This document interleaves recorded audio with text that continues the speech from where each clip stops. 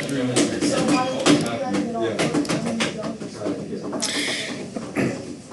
right, folks. We spent yesterday working through this, trying to identify key components. I just want to run through what we've already done so far, and then the last part we've got to do is see if we cross the horizontal asymptote.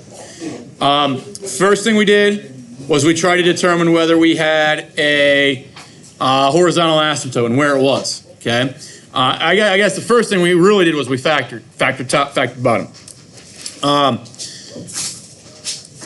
When we do that, obviously the factored form presents us information. The non-factored form or expanded form presents us information.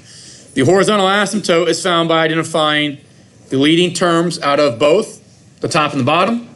And then because they're x squared, they're both x squared, we really have the, let's see here, why is that not?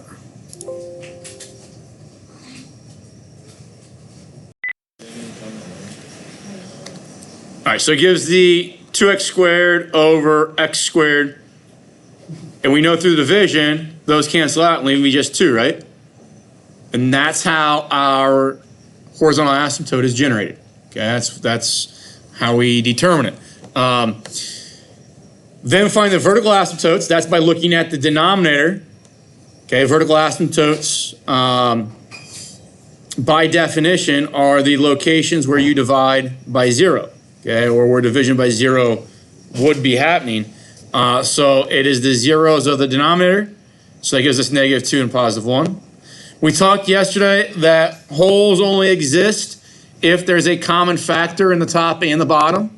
So this one has no common factor, so we have no holes.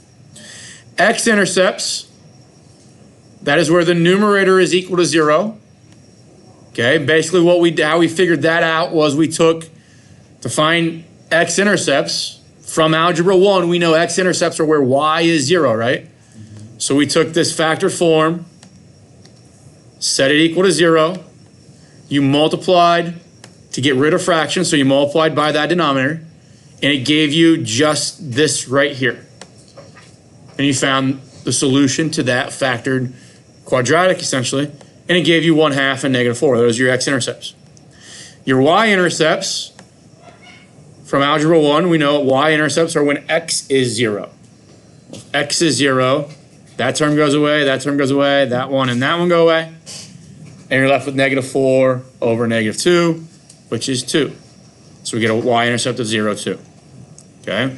Now, we got down here, and I think the bell rang, so we're talking about how we cross a horizontal asymptote. Whenever you're crossing things, so a horizontal asymptote is a line, and your function, in this case, is a curve. But if I ever want to see where either 2 lines or 2 curves or a combination of those things cross, we use substitution to do that. Okay? Basically, we've got a system of equations here. We've got this original equation here, and we got this equation here.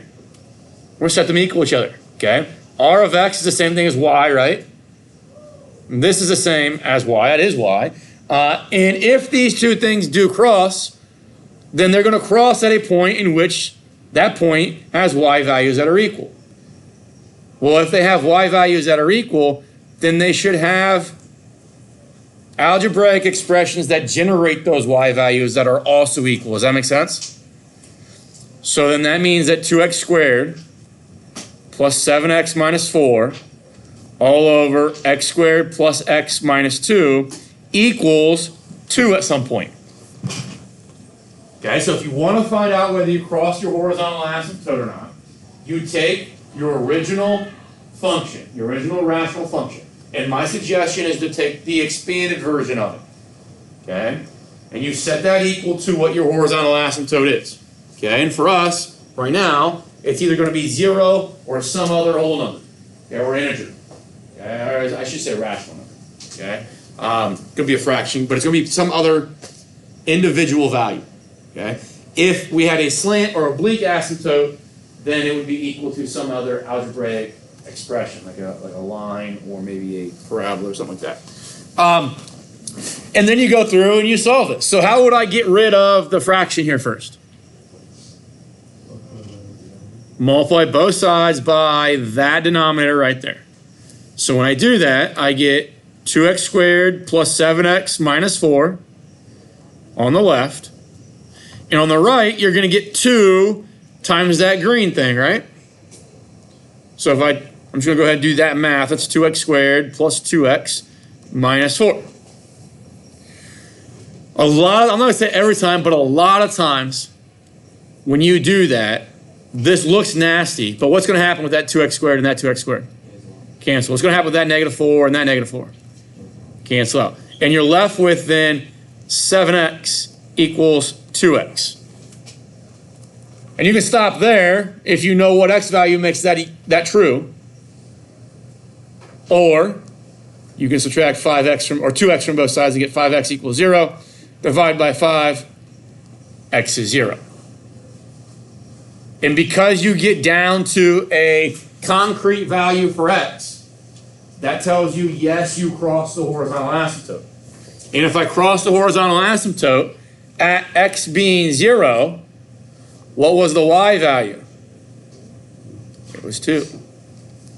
Okay? So you do cross the horizontal asymptote.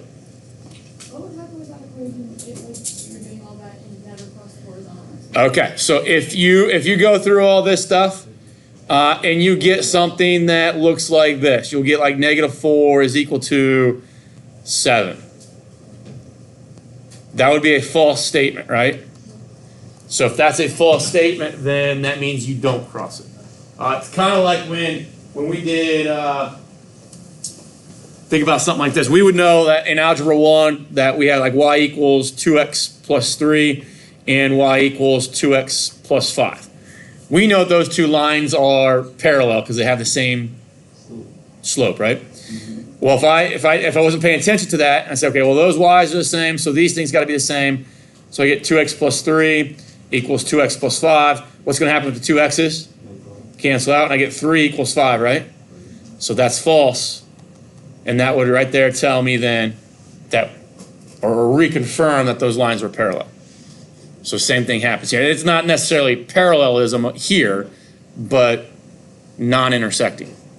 Yes? So when you mean by cross, is it on it touches through it, so it never goes? Yes. So crossing is maybe not the best word all the time. Basically what we're interested in, does it touch the horizontal asymptote? Okay? Does it interact with it? Because it could be tangent to it. A lot of times, we actually see one today where it's tangent to it, but a lot of times it does cross. And we should know that through some multiplicities. If it's tangent, we'll find multiplicities throughout the problem that would kind of identify that for us. The one thing I want to think about, guys, and this is understanding all of these little intricate procedures and what these vocabulary terms mean to us and how they are represented then in a graph. We actually didn't need to do that. In this problem, we did not need to go through the math of whether we crossed the horizontal asymptote or not. It's not terrible practice because some questions we will have to absolutely go through that. But think about this. We found that we had a horizontal asymptote at y equals 2, right? We also found we had a y-intercept at 0, 2. Right. Well, 0, 2, that's crossing the line at y equals 2, isn't it? Mm-hmm. So does that right there tell you that, yes, indeed, you crossed the horizontal asymptote? Mm-hmm. Yeah, okay. So if you understand that kind of relationship, and it doesn't always have to be the horizontal asymptote in the y-intercept. It could be a horizontal asymptote in the x-intercepts. And then that would happen if that 2 was a 0, if your horizontal asymptote was 0. But you may have additional information that points whether you cross the horizontal or touch the horizontal asymptote or not prior to actually going and running through the algebra. That's why I always do it last. Okay, because some people ask, well, why don't you do it right here in the middle of horizontal and vertical? Because there might be easier math throughout here that is generated that allows me to circumvent all this stuff here. Okay? Okay, yes. Yeah. Does that kind of make sense? And that's kind of in a nutshell mathematics. We like to develop and understand relationships between certain objects so that we can circumvent arithmetic. We can circumvent the algebraic procedures, the analytical approach here. Does that make sense? So once we have all this stuff, we're about 80% of the way to being done. What I explained to the last class, just as I'm trying to set this up for us real quick, on tests and quizzes, I can't give you like 5 of these. Think about how long they take. So what I do is I'll give you one where you have to do everything. Okay, but that one that you have to do everything on, I usually have it factored already for you. So we can at least get by that. Does that make sense? Okay. That's usually the what I think to be the most time-consuming portion of these. So once you complete that one, maybe the next one will be a unique one that has like a hole in it. And I'll ask you, don't do all this problem, but tell me, does a hole exist? And if it does, where does it exist?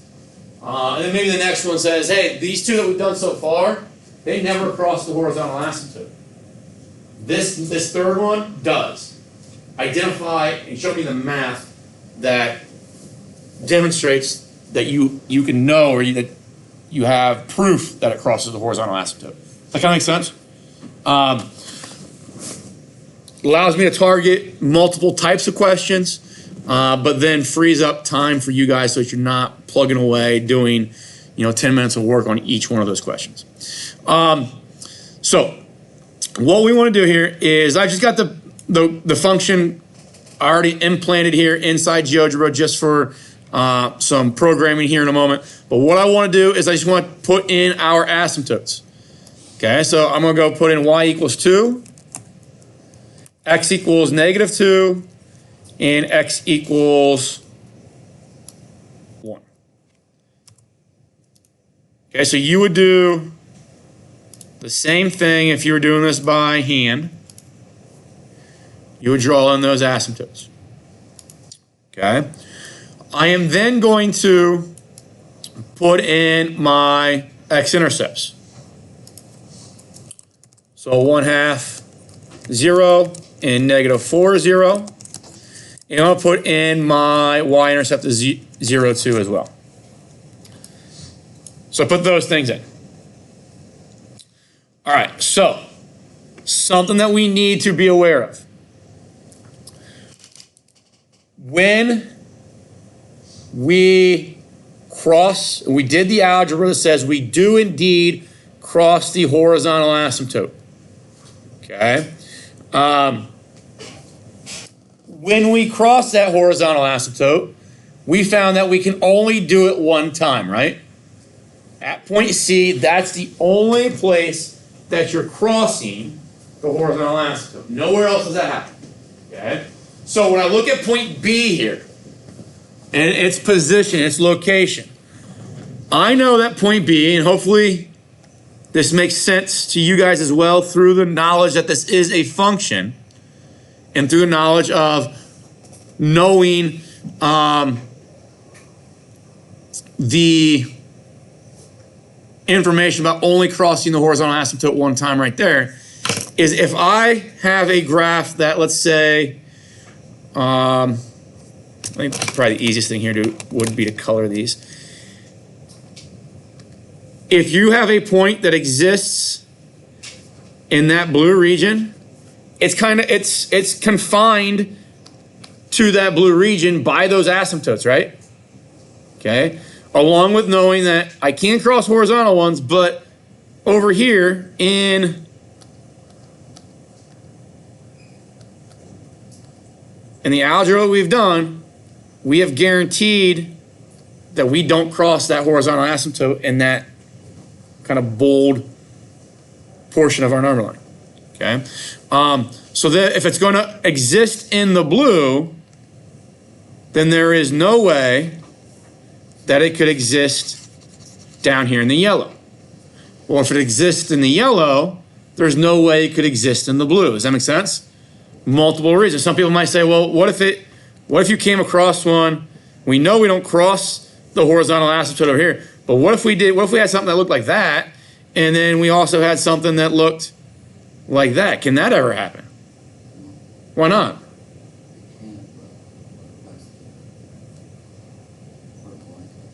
Okay, so both those things cannot happen at the same time because these things are functions, right? And that would fail the vertical line test. Okay, so if I know that this point B is existing below the horizontal asymptote in this region here, then when I move to find a point to the right of B, there is no way that it can go up. Does that make sense?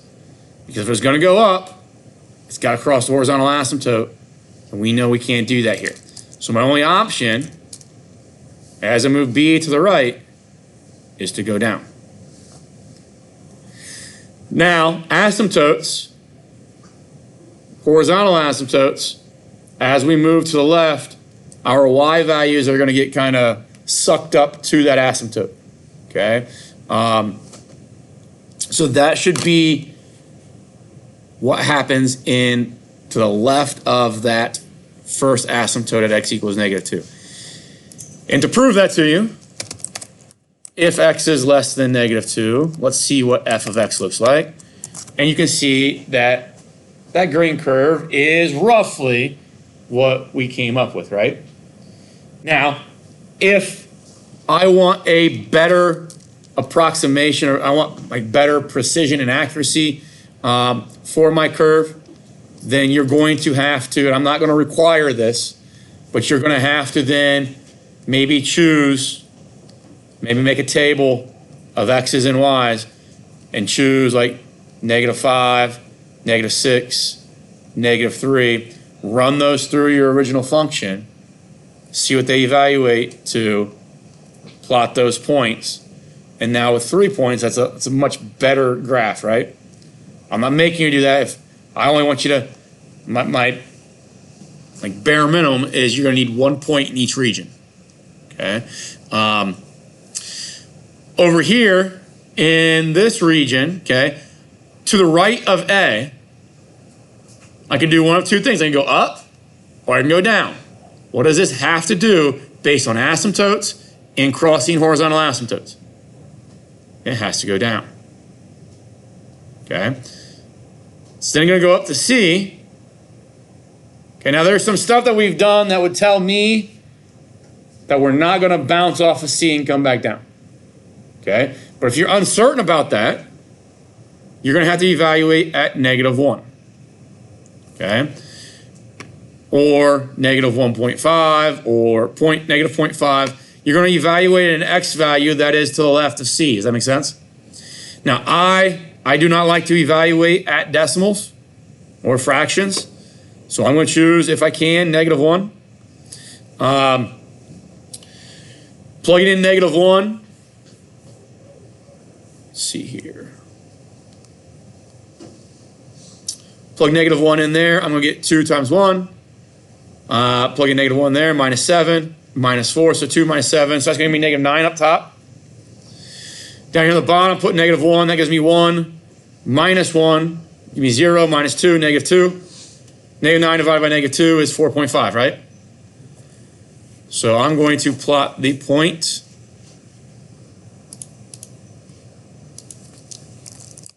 -1, comma 4.5.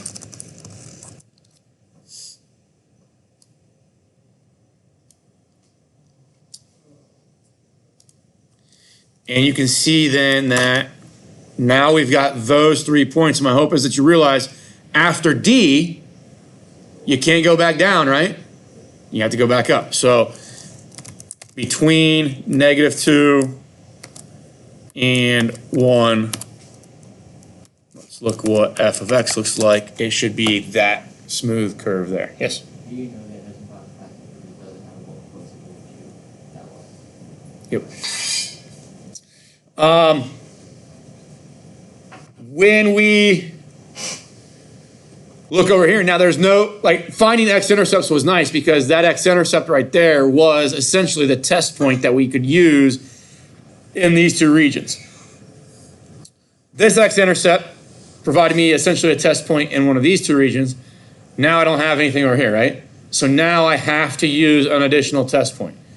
I have to evaluate at like x equals 2 or x equals 3 or whatever. So I'm going to evaluate at x equals 2. So if I plug 2 in, I'm going to get 4 times 8, or times 2 is 8.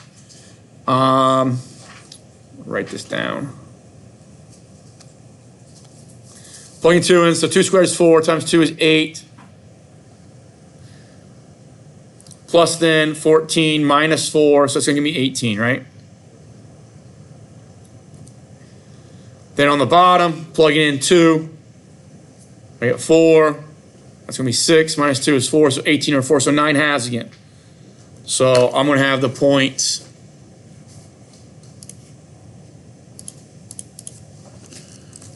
x was 2, y is 4.5. So we see at that point E is where our graph is going to exist in that region. So then all of our points are going to exist there, right? Because of how we behave around vertical asymptotes and the fact that we are not able to cross the horizontal asymptote anymore over here. Okay. You can cross horizontal asymptotes multiple times. But let's take a minute here and kind of discuss how that would happen with our algebra. Okay. But this is now a comprehensive graph of that rational function. That's how you do every one of these. Does that make sense? Okay. Now, if I cross my horizontal asymptote multiple times, what would be left down here at kind of like this juncture right here is that you would have like an x squared, you have a quadratic left over, and then you could solve that quadratic, and quadratics have 2 answers, right? Or potentially 2 answers. So you cross a horizontal asymptote twice that way. Or if you had a cubic here, you could potentially have 3 answers. Quartic 4 and so forth. Is that okay with everybody?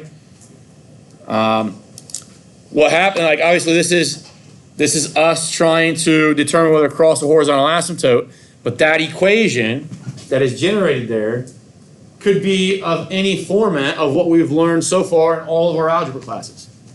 Okay, it could be a linear equation, which what we have right here, 7x equals 2x. Could be quadratic, could be cubic, could be quartic. And it's just something that we have to address as we go through them. Is that all right? All right, so what I want to do right now is I want to do the next one, but I want you guys to start. So you guys go ahead and start factoring that. In about 2 or 3 minutes, we'll come together and make sure you factor it all the same way, and then we'll move on through identifying asymptotes and holes and that kind of stuff. Okay, how's the top factor?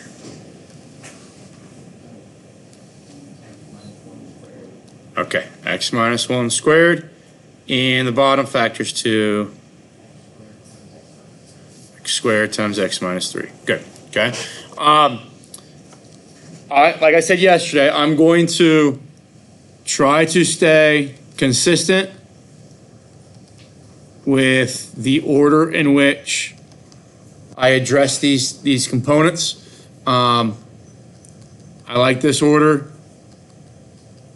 Obviously, there's no wrong order to do them, but I think this one is the most consistent and most foolproof, at least for me.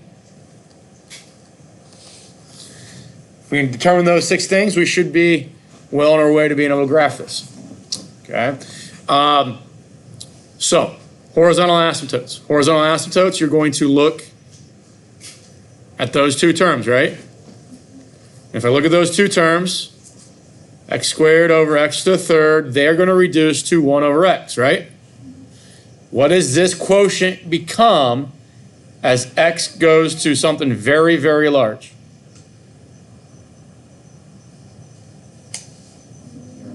It goes to 0, right? I mean, think about this. If I go 1 over x and x is 10, this thing goes to 0.1, right? If x is 100, it goes to 0.01. If x is 1,000, it goes to 0.001, right? The more we get further and further to the right on the x-axis, the more and more zeros we get there, so the closer and closer it gets to actually being 0, right? So our horizontal asymptote in this case is y equals 0. What are your vertical asymptotes? What's the vertical asymptote that comes from that?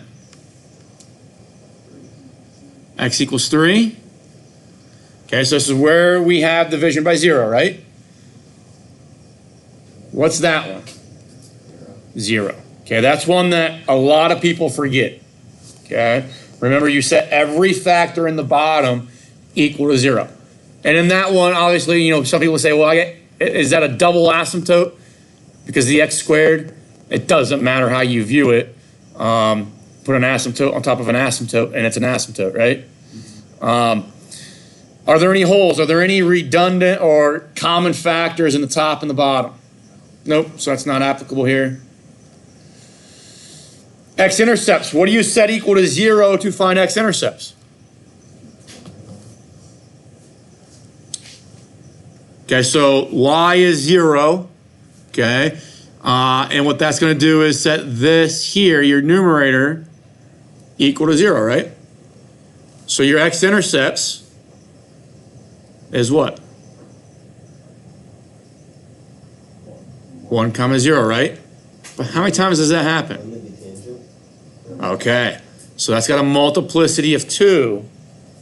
Multiplicity of 2. So that tells me that I'm tangent there.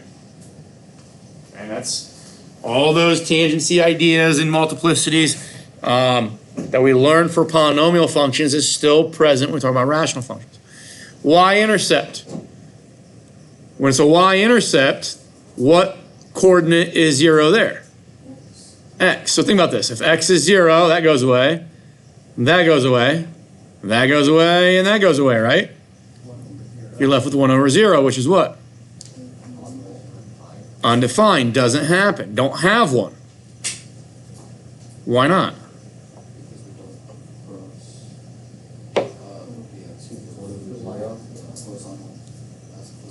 Not because you don't cross the horizontal asymptote. You can't cross a vertical asymptote, and when I have x equals 0 as a vertical asymptote, isn't that the same as the y-axis? So if I can't cross the y-axis, I can't have a y-intercept, right? Those are the little things, guys, that you could say, you know, I'm going to run through the math, I'm going to cross out the x terms in my rational function. But the moment that I saw the vertical asymptote, we have x is equal to 0, that should send off a light bulb and say, automatically no y-intercepts, okay? But if we're robotic and we're not thinking as we're doing this stuff, we might end up doing work that is not essential, okay? Now it's not, I mean, you know, that might have wasted 10 seconds, but there will be times where maybe we waste 2-3 minutes, which would be obviously inefficient. Now, do we cross the horizontal asymptote? Okay, so because the horizontal asymptote is the x-axis, and we do have an x-intercept, there is interaction there. And the interaction happens at 1 comma 0. And in this case, we're tangent because of that double root. So we don't cross it, we touch it and bounce back down. Now, if I didn't recognize that, we could take the original. So I want to do the practice of this. We take the original function, x squared minus 2x plus 1 over x cubed minus 3x squared. Okay, and we want to see, does that interact with the horizontal asymptote? Which would be that, right? In the last question, that was a 2. Here it's a 0. It's just whatever the horizontal asymptote is. I like it when it's 0, because then it just gives me x squared minus 2x plus 1, right? And I like that because we've already done that math. So here we get x equals 1 and x equals 1. Happens twice, right? Okay, and that's kind of situation that Jim asked earlier in the last question. Did you know that you don't cross and you just interact with it, bounce off of it, because there's multiplicity here when we run through that rational function equal to my horizontal asymptote algebra. So now we just go ahead and plot that information. So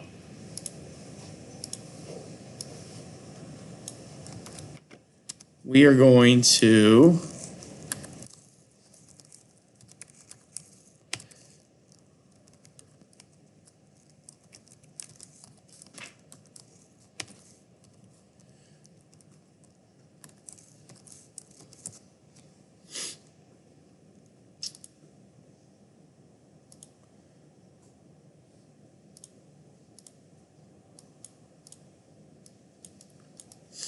so with that function, we had horizontal asymptote at y equals 0. We have vertical asymptote x equals 3, vertical asymptote x equals 0. No holes, x-intercept of 1, 0. And we cross the horizontal asymptote at 1, 0. So that's really all the information that we have.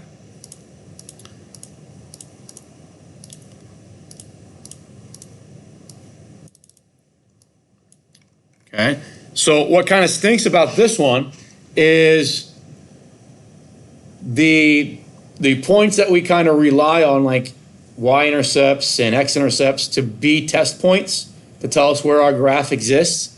We don't have any of those. We have A, that's it. So over here, I've got to do a test point. Does that make sense? Okay, now I'm going to, just because I'm going to make an assumption here, I think it's a pretty accurate assumption that we can all evaluate. So I'm going to take -2, and just the way that I evaluate that in GeoGebra is I'm going to say plug -2 into F. Okay, so it's going to give me the x value of -2, and then what is the y? It's going to evaluate, and it's going to plug that y value there, and you see that it gives me this point B, right? And point B is below that horizontal asymptote. So if it's below that horizontal asymptote, and we know we don't cross the horizontal asymptote only but at A, right? So as I move to the right of B, which direction are my points going to go? They're going to go down. Okay. As I move left of B, my points are going to go where? They're going to go up. Okay. So if we are to the left of that asymptote at 0, let's see what f of x would look like. Is that what you kind of envisioned happening? Okay. Now, the one thing that we don't know here, so you did say that we were tangent there, right? But we don't know, right, so we essentially don't know if the curve here is concave up or concave down, okay? So we still have to have a test point. If I'm going to use GeoGebra, I don't care what my test point is. I'd be okay with like taking like 0.237581, okay, that'd be okay, because GeoGebra is going to do that work, right? But if I'm doing this by hand, would you want to take a test point of 1/2, or would you rather use a test point of 2? Yeah, I'm going to use something that's easy to test. So I'm going to just see if I try 2, what does that evaluate at? And it's going to evaluate at -1/4. So as I move to the right through A, I'm going to hit C. Can I come back up? Nope, got to go back down, right? Got to keep following that path. Now, because we determined that that point right there was an x-intercept of multiplicity of 2, can this go up here? No, so it's got to go back down, okay? So if we are between 0 and 3, f of x looks like that, okay? Now, if we wanted to be accurate, precise, that kind of thing with the actual curve, I think a lot of people, when they put that, they kind of make it almost parabolic when they do that. Maybe having another point over here would be good, so you can see how fast that starts to decrease, or I guess moving from left to right, it's increasing, but it's up to you, okay? I'm not going to require a multitude of points in here. I want to know where it exists, and then you guys have the understanding of how it behaves around the asymptotes. Okay. Again, same logic over here. Don't have any test points, so we got to use one. Okay.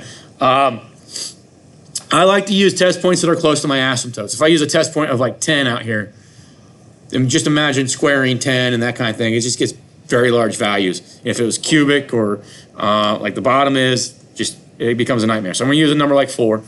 So if I evaluate 4 at,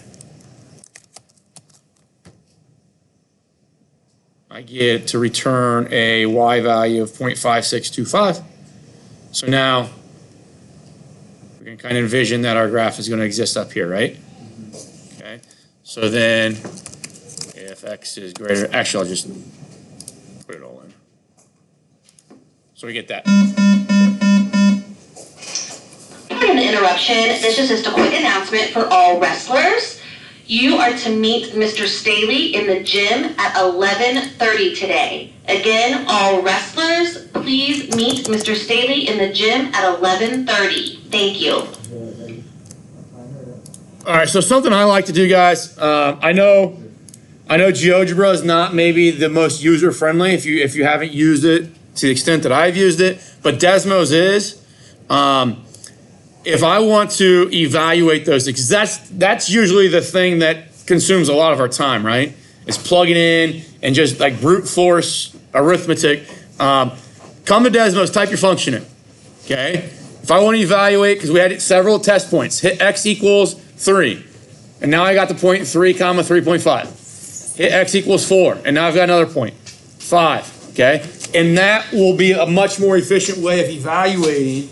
Save yourself some time. You can do it on your TI-8384 as well, but that's time consuming actually typing in the function in your TI-8384. I think Desmos is so much better at that for us.